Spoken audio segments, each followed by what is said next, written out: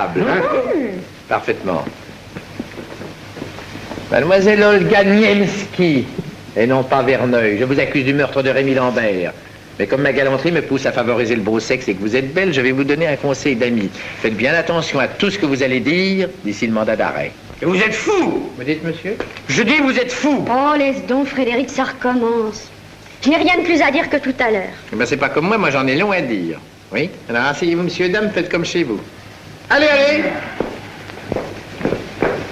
Ah, vous aussi, mes mignons?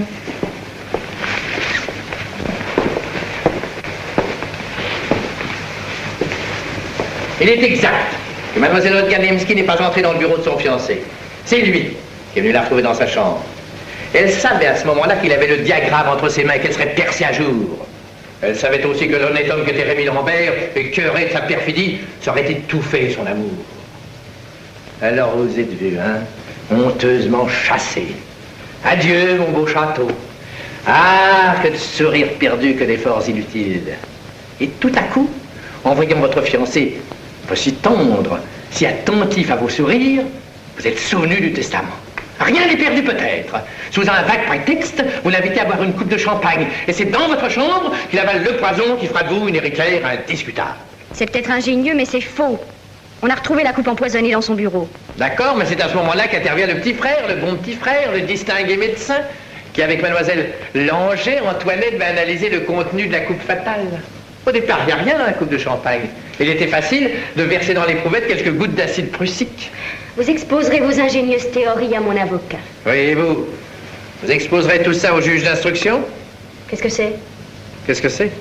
Le flacon de poison et le dossier que vous avez volé pendant la panne de courant et que par une malheureuse coïncidence, je viens de retrouver dans votre valise. C'est faux! C'est infâme! Calixte est témoin, il était présent. C'est une machination abominable.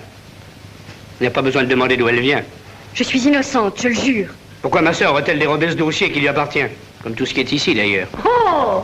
À elle? Mais ça, j'en sais rien et je m'en contrefous. Elle voulait peut-être s'en servir comme d'une arme contre le reste de la famille au cas où on attaquerait le testament. Ben, dans ce genre d'histoire, tout est possible. En tout cas, moi, je garde les pièces à conviction. Tous les deux, je vous emmènerai dès qu'on pourra sortir. Oui, Sulnac me prêtera sa voiture. Mais pas du tout, j'en ai besoin. Ah, mais pas tant que moi, alors je la réquisitionne, merci. Mais il n'y a pas de quoi. Oh, c'est incroyable! Le circuit est rétabli et les portes sont débloquées. Je n'y comprends plus rien. Parfait, parfait, parfait. Tout s'arrange. En route, mauvaise troupe. En route, dis donc! non. Ça, je ne permettrai pas! Non, le petit frère là-bas. Au revoir, monsieur, dames. Je retrouverai vos adresses dans le botin mondain. Au plaisir. Non, vous ne sortirez pas. Pourquoi?